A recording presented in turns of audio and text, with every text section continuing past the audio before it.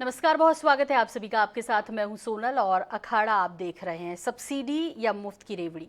जी हाँ, ये बहस प्रधानमंत्री नरेंद्र मोदी के उस भाषण के बाद शुरू हुई है दरअसल, जिसमें उन्होंने जनता को मुफ्त की चीज़ों का लालच देकर वोट हासिल करने की विपक्षी साजिश बताया था। लेकिन फ्री सब्सिडी या मुफ्त की रेवड़ी बांटने वाली सरकारों में हर दल की सरकार शामिल नजर आ रही है। रिजर्व बैंक की एक रिपोर्ट के मुताबिक मध्य प्रदेश की बीजेपी सरकार सब्सिडी बांटने में देश में दूसरे नंबर पर है। रिजर्व बैंक के मुताबिक ये रेवड़ियां बैंकिंग सिस्टम को खोखला कर रही हैं। मध्य प्रदेश में अब इस मुद्दे पर सियासत गरमाई हुई है, लेकिन बड़ा सवाल ये कि क्या पीएम मोदी की बातों को भाजपा शासित राज्य में भी अमली जामा पहनाने में आगे आएंगे या सिर्फ वो भाषण था। एक रिपोर्ट।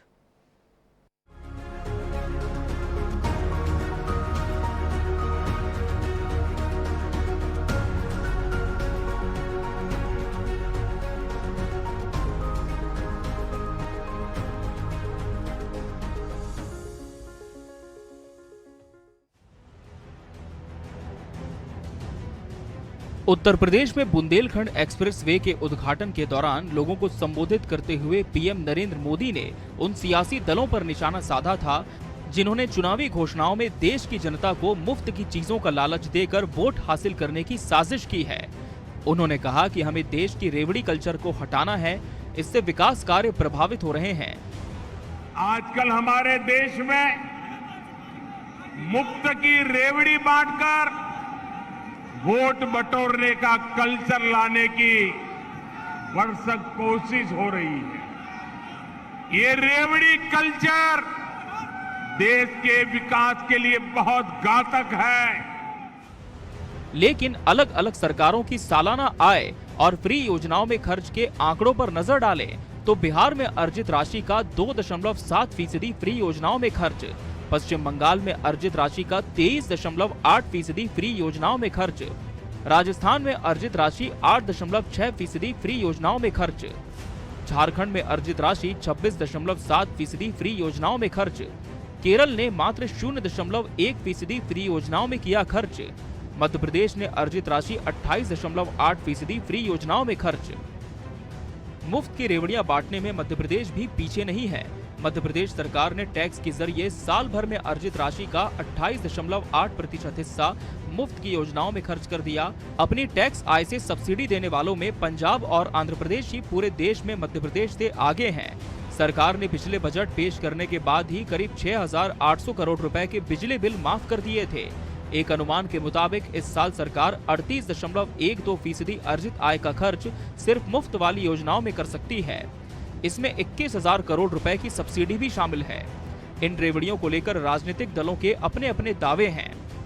मध्य प्रदेश आत्मनिर्भर बने, इसके लिए जो काम किए जा रहे हैं उसमें ये राशि लगी होगी और इस नाते से ये मानना चाहिए कि मध्य प्रदेश अगर प्रगति के नए स्थान अर्जित करना चाहता है तो हमको कहीं ना कहीं कुछ चीज़ों का समझौता करना पड़ता है। इस नाते से ये सब चीज़ें हुई हैं और मध्य प्रदेश तेजी के साथ विकास की ओर बढ़ रहा है तो निश्चित रूप से उसके लिए राशि खर्च होती ही है।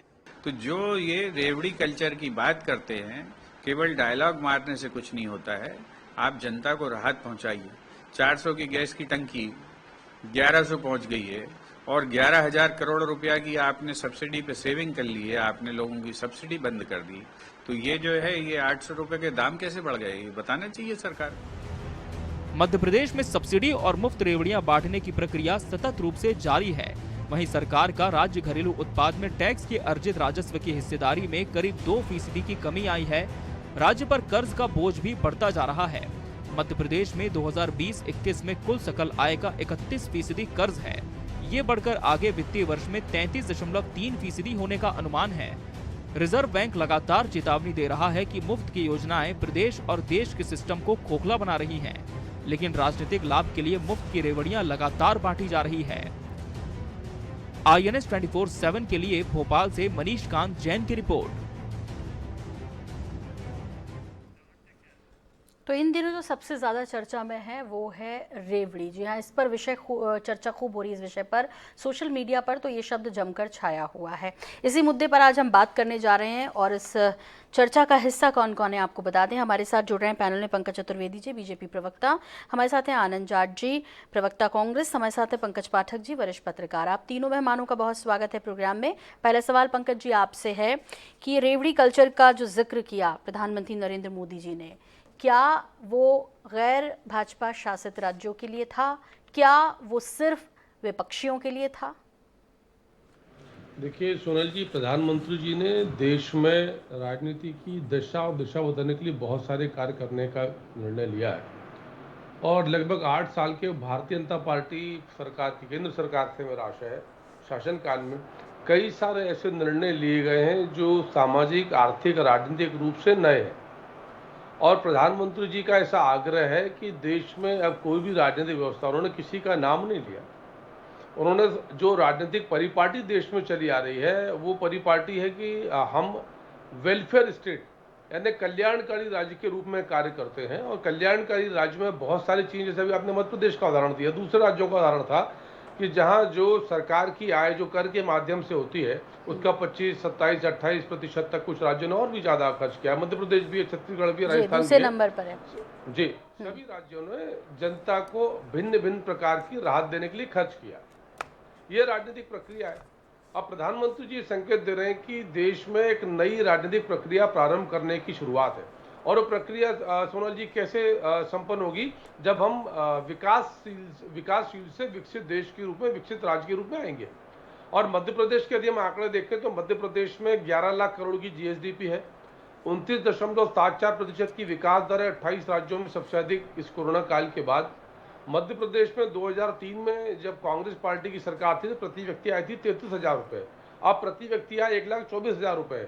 तो इस मोर्चे पर काम करना है ताकि आर्थिक सशक्तता, प्रति व्यक्ति आय और गरीबी और अमीरी का अनुपात, बीपीएल के विशेष बिंदु पर यदि काम होगा तो सरकार को इन मामलों में ऐसे लोगों को हितग्राही योजनाओं के माध्यम से राज्य सहायता या अन्य प्रकार की सहायता देने की आवश्यकता नहीं पड़ेगी, ऐसा आशय है।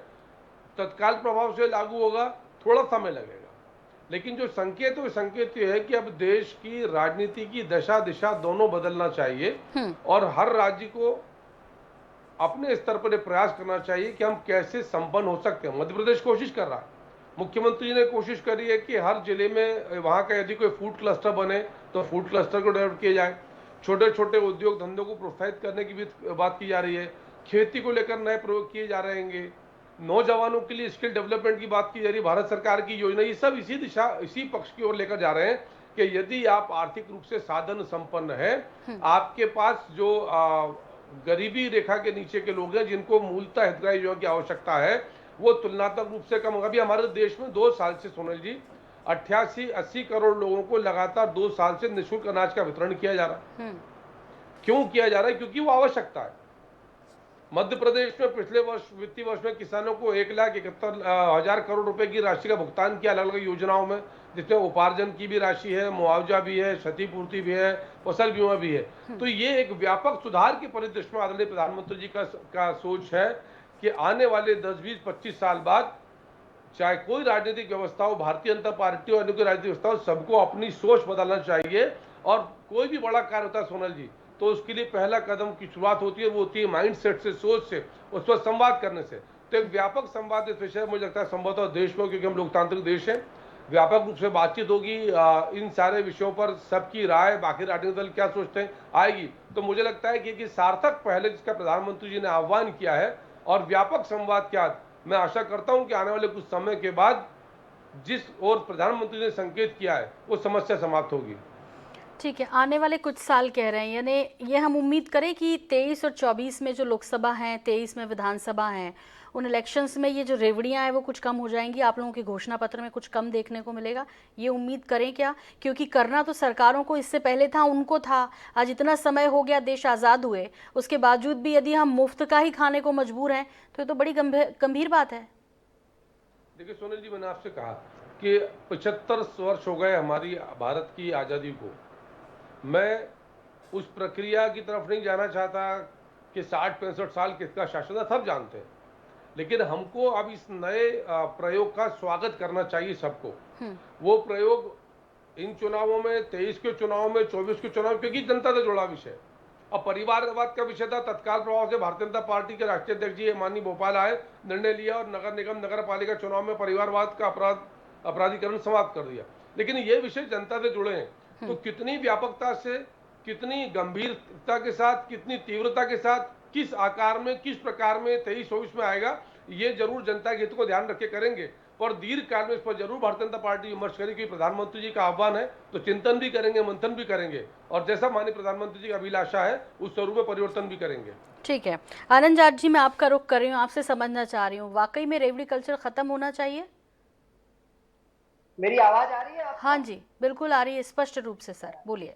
सभी दर्शकों को नमस्कार।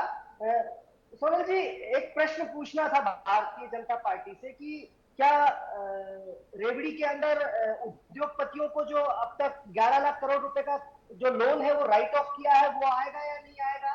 प्रधानमंत्री किसान सम्मान निधि योजना के अंतर्गत जो राशि दी जा रही है वो रेवड़ी के अंतर्गत आएगा या नहीं आएगा? जो प्रधानमंत्री आवास दिए जा रहे हैं वो रेवड़ी के अंतर्गत आएगा या नहीं आएगा?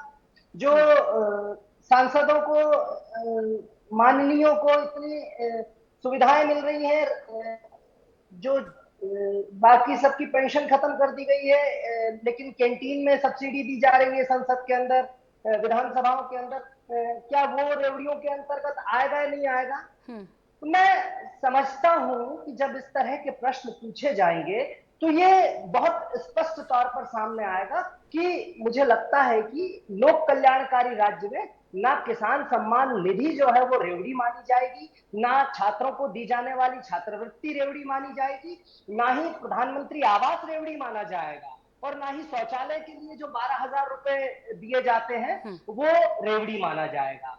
तो वास्तव में दिक्कत क्या है? 11 लाख करोड़ से ज्यादा अपने प्रिय उद्योगपतियों को माफ कर दिया गया भारतीय जनता पार्टी की केंद्र की सरकार के द्वारा। और आज जो मध्य प्रदेश की प्रति व्यक्ति आय की बात की जा रही है, मैं ये पूछना चाहता हूं कि नीति आयोग के इंडेक्स में मध्य प्रदेश में 32% आबादी यानी कि 2.5 करोड़ लोग 18 साल के भारतीय जनता पार्टी के कुशासन के बाद भी गरीब क्यों हैं? कहां जा रहा है वो पैसा? किस तरफ सरकार की नीतियां हैं? और कोरोना काल में हम सब ने देखा कि किस प्रकार से लोग ऑक्सीजन की कमी, अधोसंरचना की कमी के कारण जो है वो सरकार द्वारा जो एक अव्यवस्था फैलाई गई, उस अव्यवस्था के कारण परेशान रहे। हाँ। तो मैं ये समझता हूँ कि पैसा कहाँ जा रहा है, क्योंकि हमने बहुत सारा कर्ज लिया है। आज प्रति व्यक्ति आय की बात होती है, लेकिन 2003 में जो कर्ज कुल 3,000 करोड़ था वो आज 3 लाख करोड़ के ऊपर हो गया है। प्रति व्यक्ति 41,000 रुपए का कर्ज मध्य प्रदेश के अंदर है, उस पर क्यों बात नहीं होनी चाहिए? और उसके बाद ह्यूमन डेवलपमेंट इंडेक्स के जो जितने भी इंडिकेटर्स हैं उसमें चाहे शिक्षा ले लो, चाहे स्वास्थ्य ले लो, चाहे अच्छा आनंद जी, मैं इनसे 18 साल का हिसाब किताब ले लूंगी कि आपने इतने समय क्या किया, जो आज भी मध्य प्रदेश की जनता वहीं की वहीं है और ये सब करने की आपको जरूरत पड़ रही है, तो क्यों ना उससे पहले आपसे 60 साल का ले लूं हिसाब? हाँ, प्लीज लीजिए ना, प्लीज लीजिए। नहीं, आप किसानों का कर्ज माफ नहीं करते, आप युवाओं को आज भी घर बैठे बेरोजगारी भत्ता देने की बात नहीं करते। सर, व्यापक संदर्भ में बात हो रही है तो व्यापक संदर्भ में कीजिए ना, रेवड़ी कल्चर पर बात हो रही है। मैं वही तो पूछ रहा हूँ आपसे कि 11 लाख करोड़ का जो उद्योगपतियों को कर्ज राइट ऑफ किया है केंद्र सरकार ने, जिसके मुख्य आदरणीय प्रधानमंत्री जी हैं, ठीक है, वो रेवड़ी है या नहीं है? ठीक है पंकज जी, जल्दी से इस सवाल का जवाब दे दीजिए। ये जो तमाम इन्होंने पॉइंट्स गिनाए हैं, वो रेवड़ी कल्चर में या रेवड़ी बांटने में आप सम्मिलित करेंगे उसे या नहीं करेंगे? देखिए, मुझे लगता है कि देश में एक आर्थिक नीति है, और पहले हमारे यहाँ वित्त आयोग होता है, अभी भी 15 वित्त आयोग है, और वित्त आयोग सोनल जी बहुत सारे मानदंड और मानक निर्धारित करता है किसी भी राज्य के लिए, चाहे वो कर्ज को लेकर हो, इस प्रकार की जन कल्याणकारी योजनाओं को लेकर हो, राज्य के आय व्यय को लेकर हो। और उस वित्त आयोग की सिफारिश के आधार पर, और हमारा जो प्लानिंग कमीशन था जो अब नीति आयोग के रूप में परिवर्तित हो गया, पहले योजना आयोग था उसका नाम अब नीति आयोग हो गया, ये दोनों संस्थाएं मिलकर तय करती हैं। हर राज्य की कर्ज लेने की एक सीमा है। मध्य प्रदेश में 2003 में बजट ही 3,000 करोड़ का था, जितना बजट उतना कर्ज था। मध्य 2003 की बात कर रहे हैं ना, मध्य प्रदेश में 2003 में ओवरड्राफ्ट लेना पड़ता था। बिजली, सड़क, पानी की क्या स्थिति सब जानते हैं। और यदि 18 साल का जिक्र करते हैं तो 18 साल से कांग्रेस पार्टी, भारतीय जनता पार्टी को सिवाय कोसने के कुछ नहीं करती। पर जनता की कृपा और आशीर्वाद भारतीय जनता पार्टी के साथ बार बार क्यों आता है? क्योंकि हम जन सेवा करते हैं, जनता की सेवा करते हैं। और जहां तक उद्योगपतियों ऋण का विषय, वो भी संसद सदन में तय होता है। सर, उद्योगपतियों पर बोलना, वो उद्योगपतियों पर जानना चाह रहे हैं आपसे, जिनका बार बार वो जिक्र कर रहे हैं, उनको उसका जवाब दे दीजिए। अब कोरोना के लॉकडाउन के उसमें अभी ब्लूमबर्ग की रिपोर्ट आई है कि भारत की जो अर्थव्यवस्था है वो प्रभावित नहीं होगी। चाइना से लेकर क्या ग्रोथ है हमारे 8% विकास दर का अनुमान है भारत का, पूरे यूरोप में 5%, अमेरिका की 4%, चाइना की 4%। ये सोचना चाहिए इन बिंदुओं के आधार पर। और वो तब जब कांग्रेस के कथित आरोप, तो यदि कोरोना काल में हम स्मार्टली आंसर कर रहे हैं पंकज जी, स्मार्टली आंसर कर रहे हैं। वो उद्योगपतियों के बारे में एक सवाल कर रहे हैं। आनंद जाट जी पूछिए जल्दी से, थोड़ी तेज आवाज में आ जाए, पंकज जी तक पहुंच जाए यदि नहीं जा रही है तो। मैं सिर्फ ये पूछना चाहता हूं कि 11 लाख करोड़ रुपए का जो उद्योगपतियों को कर्ज केंद्र की नरेंद्र मोदी सरकार ने, भाजपा सरकार ने माफ किया है, क्या वो रेवड़ी है या नहीं है? सर्वाइवल का पैकेज दिया जा रहा है, क्या गलत है? कोरोना काल में यदि सर्वाइवल पैकेज दिया जा रहा है, क्या गलत है? किसके लिए दिया जा रहा है, क्या गलत है? झूठ बोल रहे हैं आप टीवी पे आकर। अरे हमें मत बताओ, हमें मत बताओ। ये बताओ 60-65 साल क्या किया, 60-65 साल क्या किया, हमें ज्ञान मत दो। अरे ये बताओ 60-65 साल क्या किया, 60-65 साल क्या किया? 1952 से लेकर जीप घोटाले से लेकर हवा में सारे घोटाले किए, सबको पता, मत मुंह खुलवाओ। हम तो ये जानना चाहते हैं। आनंद जाट जी जल्दी से, मुझे पंकज पाठक जी का भी फिर रुख करना है, जल्दी से मुझे बता दीजिए सर, रेवड़ी कल्चर खत्म होना चाहिए। आनंद जी आप इससे सहमत हैं कि नहीं, कल्चर को खत्म किया जाना चाहिए? जो फ्री में बांटने में, मुफ्त बांटने की जो स्थिति है, इससे हमारा युवा भी फिर जो है उस पर भी गलत असर पड़ेगा और देश को फिर मुफ्त खाने की आदत लगेगी। तो आप समझ रहे हैं लोग काम करना छोड़ देंगे। पता है चुनाव होंगे 5 साल में, कुछ एक नई चीज आ जाएगी दोनों पार्टियों की तरफ से, कोई बड़ी घोषणा, गेम चेंजर। बताइए आनंद जी जल्दी से, पंकज पाठक जी का रुख करना है मुझे।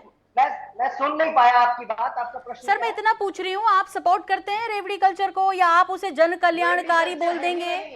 ये दरअसल हिंसक शब्दावली है जो गरीबों के हक को, अगर कोई सरकार की जिम्मेदारी है लोक कल्याणकारी राज्य में, उसे रेवड़ी कहकर मजाक उड़ाना मैं समझता हूँ गरीबों का अपमान है। ठीक है पंकज पाठक जी, शब्द को कैसे देख रहे हैं, रेवड़ी को किस तरह देख रहे हैं? भारत के लोगों को इसकी कितनी आवश्यकता है और यदि ये बंद कर दी जाए तो क्या स्थिति भारत की होगी? और यदि यही कल्चर अभी आने वाले 10-15 साल तक रहा तो क्या हम श्रीलंका जैसी स्थिति से भी निपट सकते हैं, या पड़ोसी देशों में इस वक्त जो स्थिति बनी हुई है उस जैसा कोई गंभीर संकट भारत में आने वाले वक्त में हो सकता है? पंकज जी 3 सवाल है आपसे। पंकज पाठक जी, मैंने आपका एक भी सवाल नहीं सुना। पहले आप ये तय कि बीजेपी कांग्रेस के बीच चर्चा करा रही है या मैं अप्रासंगिक हूँ? नहीं, मैं आपके पास आई हूं सर और मैंने उनसे एक पूछे, लेकिन आपसे सीधे 3 सवाल किए हैं, क्योंकि जब ये होंगे शुरू तो एक दूसरे पर आरोप प्रत्यारोप लगाएंगे पंकज जी। लेकिन मेरी कोशिश ये है कि मैं आपको ज्यादा से ज्यादा वक्त दूं, इसलिए एक साथ 3 सवाल। मैं आपसे एक एक करके सवालों का जवाब दूंगा, आप एक एक करके पूछिए। जी, रेवड़ी कल्चर इस शब्द को किस तरह परिभाषित करेंगे आप? देखिए, रेवड़ी कल्चर जो मुफ्त की योजनाएं हैं वो रेवड़ी कल्चर है जी। और पूछिए। मैं आपसे जानना चाह रही हूँ इसे आज के भारत के संदर्भ में आप किस तरह देख रहे हैं? देखिए, ऐसा है, भारत के संदर्भ में देखने की बात ये इतनी नहीं है। सवाल ये है कि क्या आप सब्सिडी देकर, मुफ्त की योजनाएं चलाकर, रेवड़ी कल्चर की बात करके, ये सारी चीजें एक जैसी हैं, इनमें कोई फर्क नहीं है। शब्दों को बदल दिया जाए, बात एक है कि देश के लोगों को निकम्मा और निठल्ला बनाया जा रहा है। गरीबी एक अलग चीज होती है, लेकिन वोटों को हासिल करके सत्ता में बने रहना दूसरी चीज होती है। रेवड़ी कल्चर के माध्यम से नरेंद्र मोदी ने जो घोषणा की है आज, या उन्होंने जो एक पॉलिटिकल स्टेटमेंट दिया, मैं उसको पॉलिटिकल स्टेटमेंट मानता हूं प्रधानमंत्री का, कि वो पहले ये उठा के देख लिया भारतीय जनता पार्टी के, उन्होंने अपने पिछले घोषणा पत्र में क्या कहा था। मध्य प्रदेश में पत्रकारों को लैपटॉप बांटे गए थे, ये क्या है, ये क्या क्या आवश्यक है? विज्ञापनों के नाम पे क्या क्या, शिवराज सिंह चौहान की सरकार में विज्ञापनों का जो अतिशयोक्ति हुई है वो रिकॉर्ड अर्जुन सिंह के रिकॉर्ड को बीट कर चुका है, दिग्विजय सिंह के रिकॉर्ड को बीट कर चुका है, बाबूलाल गौर और उमा भारती को रिकॉर्ड को बीट कर चुका है। ये भी रेवड़ी कल्चर है। तो इसको व्यापक परिप्रेक्ष्य में देखने की जरूरत है और समाज के हर वर्ग, निचले वर्ग से यानी आप मध्यम क्लास के हाड़ तोड़ मेहनत का पैसा टैक्स का वो चुकाते हैं, वो खून पसीने के पैसों को आप इस तरह से बांट देते हैं। मध्य प्रदेश में 28% पैसा चला गया। तो पहले तो ये घोषणा बहुत अच्छी है, इसका स्वागत करना चाहिए। भले ही राजनीतिक घोषणा है ये, लेकिन इसका स्वागत इसलिए करना चाहिए क्योंकि ये हमारे देश के लोगों को काम पर लगाने के लिए है। हाँ, ये बात अवश्य मैं चतुर्वेदी जी की एक बात से सहमत हूँ कि उन योजनाओं में जिनमें विकास कार्य हो रहे हैं और उनमें अगर लोगों को काम दिया जा रहा है और उसके माध्यम से उनको कुछ ज्यादा पैसे दिए जा रहे हैं या जितना भी दिया जा रहा है वो कोई गलत नहीं है, कम से कम उनको अपनी मेहनत का पैसा मिल रहा है। लेकिन मध्य प्रदेश में तो सब जानते हैं पिछले 10 सालों से एक परिहास चल रहा है, एक मजाक चल रहा है कि जन्म से लेकर और मृत्यु तक की इतनी योजना है कि आपको कुछ खर्च करने की जरूरत नहीं है। तो ये क्या है? ये अगर भारतीय जनता पार्टी वास्तव में, वो प्रधानमंत्री वास्तव में इस मामले में गंभीर है और वो गंभीर है, लेकिन अगर वो वास्तव में इस मामले में गंभीर है तो सबसे पहले वो इसकी शुरुआत अपने शासित राज्यों से करें अथवा वहां करें जहां पे वे दूसरे पार्टियों की सरकारों में शामिल है, तभी ये रेवड़ी कल्चर खत्म। वे एक नजीर लेकर आए। मैं एक चीज आप बताइए कि जब आम आदमी पार्टी दिल्ली से लेकर पंजाब में सत्ता में आ चुकी है, गोवा में उसके 2 विधायक आ चुके हैं, महाराष्ट्र में उसने उपस्थिति दर्ज कराई है, मध्य प्रदेश में एक महापौर आ चुका है, मध्य प्रदेश में अनेक पार्षद चुन के आए हैं, उसके बाद ये बात कही जा रही है। तो मुझको ऐसा लगता है कि ये राजनीतिक घोषणा है। अगर सरकार वास्तव में गंभीर है और इस समस्या को लोगों को जिससे मुक्त कराना चाहती है, पार्टियों को भी मुक्त कराना चाहती है और लोगों को भी, ताकि लोगों को काम दीजिए ना, वोकेशनल ट्रेनिंग दीजिए, लोगों को हुनरमंद बनाइए। हमारे यहाँ का जो जितने भी हमारे यहाँ के जो एजुकेशनल हब है, वहां से क्या हो रहा है, वहां डिग्री बांटी जा रही है। लोगों को क्लर्क बनना है, सरकारी क्लर्क बनना है। आप देखिए प्रतिभाओं को नौकरियों की कोई कमी नहीं है। मैं नहीं मानता बेरोजगारी की जो बात इतनी ज्यादा कही जाती है, अगर प्रतिभा है, अगर आप में हुनर है तो आपके पीछे लोग होंगे, वो आपको नौकरी देने के लिए तैयार होंगे। तो ये मुद्दा इतना महत्वपूर्ण नहीं है। मुद्दा सबसे ज्यादा महत्वपूर्ण लोगों के लिए ये है कि हमें सरकारी नौकरी मिल जाए, हमें क्लर्क की नौकरी मिल जाए, हमें पक्की नौकरी मिल जाए, हमें ज्यादा से ज्यादा सुविधाएं दी जाए। मेरा कहना यह है कि अगर इतनी ईमानदारी है और लोगों के प्रति इतनी सदाशीलता है और लोगों के प्रति इतनी सहानुभूति है, इतने पैथेटिक है लोगों के दर्द को लेके तो हम फिर जो मध्यम वर्ग है, जो हाड़ तोड़ मेहनत करके काम कर रहा है और पसीना खून मर रहा है, उसको भी कुछ न कुछ रेवड़ी बांटी जाए। वो क्या हकदार नहीं है? अमीरों को अभी एक रिपोर्ट आई है कि 259 खरबपति जो मध्य हिंदुस्तान में हैं, उनकी आय पिछले 5 साल में दोगुनी हो गई है। ये ऑन द रिकॉर्ड, ये पब्लिक डोमेन पे ये बात है। तो देखिए, आप अमीरों के लिए भी करें, गरीबों के लिए करें, हमें कोई दिक्कत नहीं है, लेकिन मध्य वर्ग का भी ध्यान रखा जाए। अगर माल बढ़ रहा है तो फिर वो ईमानदारी से उसका बंटवारा होना चाहिए। हाँ, अगर सरकार इसमें कानून, प्रधानमंत्री गंभीरता, मैं मानता हूं कि अगर इस मामले में कानून बन जाए, वो चुनाव आयोग को स्पष्ट इस मामले में प्रावधान कर दिया जाए, तो मैं सोचता हूं कि वास्तव में भारतीय जनता पार्टी के नेतृत्व की एनडीए सरकार इस मामले में बहुत गंभीर है और इस दृष्टि से 2024 में जो चुनाव आने वाले हैं वे बेहद महत्वपूर्ण होंगे। बहुत महत्वपूर्ण बात आपने की है पंकज जी, लेकिन हालांकि जो पंकज चतुर्वेदी जी हैं वो पहले ही बोल चुके हैं कि नहीं, आने वाले वक्त में भी समय लगेगा। 2024 की वो गारंटी नहीं दे रहे हैं, लेकिन उम्मीद दोनों ही दलों से हम इसी तरह की कर रहे हैं। पंकज जी, नजीर पेश करेंगे आपकी सरकार बहुत संक्षेप में? देखिए, निश्चित तौर पर आदरणीय प्रधानमंत्री जी का दिशा निर्देश है तो योजना भी होगी और वो योजना ऐसी होगी कि विषय भी जो है वो हल हो जाएगा और किसी को हानि भी नहीं होगी। मैं श्रीलंका की सिर्फ बात कर रहा था कि हमारे मित्र श्रीलंका की बात कर जरा, इनको पता है आर्थिक स्थिति क्या है। श्रीलंका क्यों सड़क पर आया? क्योंकि उनका विदेशी मुद्रा का भंडार शून्य था। हमारा विदेशी मुद्रा का भंडार 75 साल में सबसे टॉप स्कोर पर है। पाकिस्तान ने बेल आउट पैकेज मांगा, आईएमएफ से बांग्लादेश ने मांगा है, श्रीलंका ने मांगा है, पर भारत की अर्थव्यवस्था चाइना और अमेरिका से ज्यादा तीव्रता से आगे बढ़ रही है। और इसलिए बढ़ रही है सोनल जी कि हमारे देश में इस विषय पर काम किया जाए। जिस पाठक जी ने इशारा किया कि युवाओं को उन्नत बना जाए, स्किल डेवलपमेंट, कौशल विकास की बात की जा रही है। चाहे भारतीय जनता पार्टी के राज्यों केंद्र इस विषय पर काम कर रहे हैं कि मानव संसाधन, नौजवान समृद्ध होगा तो देश समृद्ध होगा और ये विषय स्वतः हल हो जाएंगे। ठीक है, यही उम्मीद के साथ कि आपने जो कहा है ठीक है, 24 आपके लिए बहुत संभावित नहीं भी हो तो आने वाले वक्त में देश को दरअसल जिस आत्मनिर्भर भारत की बात आप बार बार कहते हैं, बीजेपी कहती है, प्रधानमंत्री नरेंद्र मोदी कहते हैं, वो सपना साकार हो। सहयोग करेंगे। बहुत संक्षेप में आनंद जाट जी, मुझे कार्यक्रम क्लोज करने के लिए कहा जा रहा है, सहयोग हाँ या ना में बोलिएगा सर, बस आप बीजेपी की तरफ शुरू मत हो जाइएगा, उनकी ये और हमारी है, जल्दी से। नहीं, मैं सिर्फ ये कहना चाहता हूँ कि लोक कल्याणकारी राज्य भारत आज की तारीख तक है, और ऐसे समय में युवाओं के बारे में सोचना, कमजोरों के बारे में सोचना, मैं समझता हूँ कि इसमें रेवड़ी कल्चर नहीं है, ये लोक कल्याणकारी सरकार का दायित्व है।